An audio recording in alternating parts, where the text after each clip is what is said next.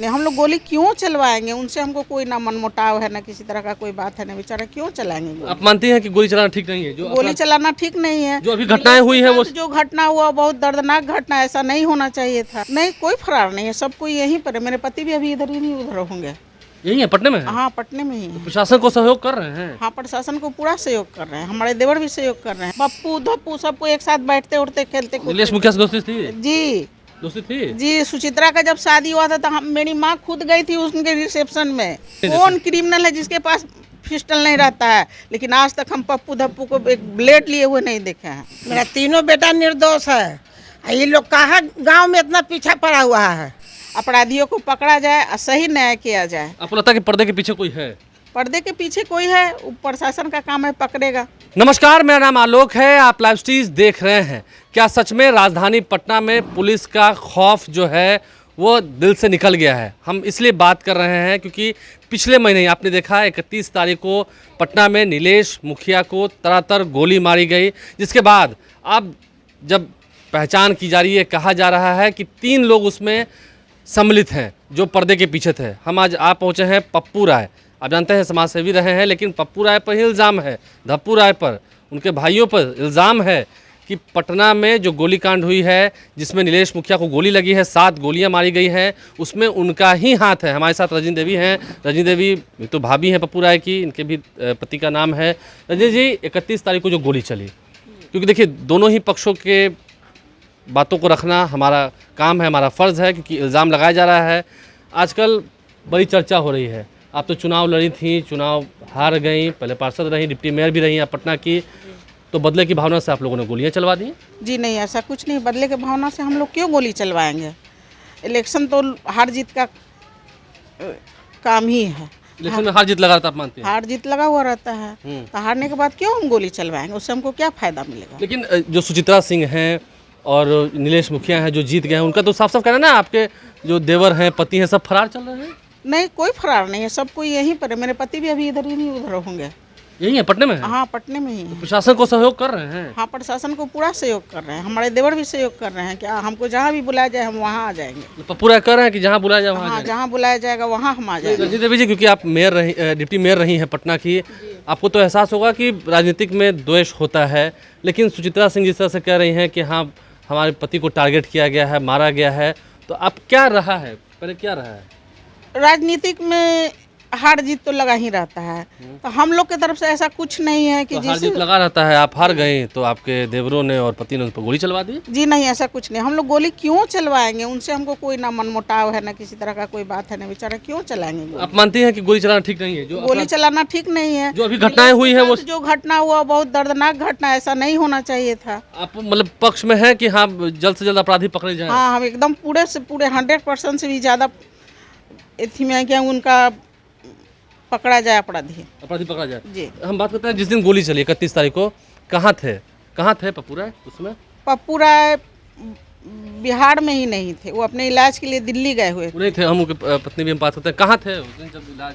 बिहार से बाहर थे, क्यों गए थे बिहार से? इलाज कराने के लिए। किस चीज़ का इलाज? उसका तो शरीर के लिए थोड़ा सी दिक्कत था, शरीर में क्या दिक्कत है? स्पाइन में उनका प्रॉब्लम है। स्पाइन में प्रॉब्लम रहने की वजह से फैट थोड़ा ज्यादा हो गया है, तो इसके बाद दिल्ली गए उसी के इलाज के लिए वो दिल्ली गए मतलब हुए जिस दिन घटना हुई उस दिन वो नहीं थे? नहीं, आपके पति तो थे? 4 दिन पहले से वो नहीं थे यहाँ। 4 दिन पहले से नहीं थे? जी। तो आपके पति तो थे पटना में? हाँ, हमारे पति तो पटना में थे, यही पीला चौकी लगा हुआ है, उसी पर वो बैठे हुए थे जिसमें घटना हुआ। लुंगी गंजी गमछी में थे वो। जब घटना हुई गोलियां चली उस वक्त वो आपके सामने थे? हाँ, एकदम सामने थे। नाश्ता वो रोड पर करते नहीं थे? नहीं, उनको तो चल फिरने न होता, वो काफी बीमार है ना। 3 बार उनका स्पाइनल का ऑपरेशन हो चुका है। फैट बहुत ज़्यादा बढ़ा हुआ है शरीर में, चलने फिरने में नहीं बनता है, 10 कदम से ज़्यादा वो नहीं चलते हैं। अब बीमार आदमी के साथ ऐसा किया गया है। लेकिन सुचित्रा सिंह तो आप लोगों के खिलाफ बोले ना कि हाँ उनके द्वारा करवाया? सुचित्रा बहन हम लोग के खिलाफ बोल रही है। सुचित्रा बहन वो गलत कर रही है, ऐसा नहीं करना चाहिए। सुचित्रा जी बहन है? सुचित्रा हमसे छोटी है, मोहल्ले की लगती है, तो बहन ही एक तरह से रिश्ते रहे हैं, पहले आते जाते रहे घर में? हाँ, पहले आते जाते थे, हम लोग को बहुत अच्छा दोस्ती था। पप्पू धप्पू हमारे दोनों दोस्त थे, सब इतना बड़ा 12-13 साल की उम्र में साथ में घर में आते थे, बैठते थे। जिसमें हम लोग शादी होकर के आए थे तो देखते थे। पप्पू धप्पू सब में दोस्ती था, पप्पू धप्पू सबको एक साथ बैठते उठते खेलते। नीलेश मुखिया से दोस्ती थी? जी दोस्ती थी? जी। सुचित्रा का जब शादी हुआ था तो मेरी माँ खुद गई थी उनके रिसेप्शन में। आना जाना बहुत अच्छा था। परिवार में आना जाना सब रहा है? हाँ रहा है सब। त्योहारों में, हाँ, शादी में आना जाना सब रहा है? चीज में आना जाना रहा है। तो आज ऐसा क्यों हो गया? आज ऐसा उनको पास पड़ोस के किसी को हम अच्छे ना लगते हैं, इस कारण उनको कोई कान भर रहा है, बहकावा कर रहा है उनका कान भर रहा है लोग। जी। लेकिन एक तो के बीच में कोई तीसरा मौका का फायदा उठा रहा है, यही सब है और क्या आप है? दोनों को लड़ाया जा रहा है मतलब? जी लड़ाया जा रहा है लेकिन एकदम।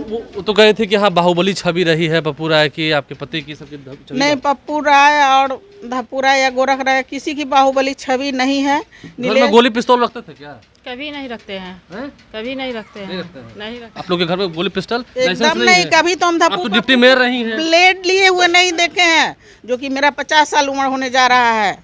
ब्लेड लिए भी नहीं कौन क्रिमिनल है जिसके पास पिस्टल नहीं रहता है? लेकिन आज तक हम पप्पू धप्पू को एक ब्लेड लिए हुए नहीं देखे हैं। देखे। अच्छा, मैं अंतिम सवाल ये भी है, एक ये भी कारण बताया जा रहा है कि आप लोग का बालू का कारोबार था और अब जो टेंडर है बालू के कारोबार में काफ़ी मुनाफा होता है, आपको पता होगा। और बालू के कारोबार में जब टेंडर उन लोगों के पास चला गया तो ये भी एक दोष जग गया, लगा कि चुनाव तो हार ही गया, बालू के कारोबार में देखिए। नहीं, ऐसा कुछ नहीं है। बालू के टेंडर के लिए हमारे पप्पू जी ने लिख के लगा चुके हैं कि हमको बालू के टेंडर नहीं लेना है इस बार। मतलब वो पहले लिख चुके हैं? हाँ, पहले ये कागज है? कागज लगाया हुआ है हाँ। और घर पे भी कागज होगा।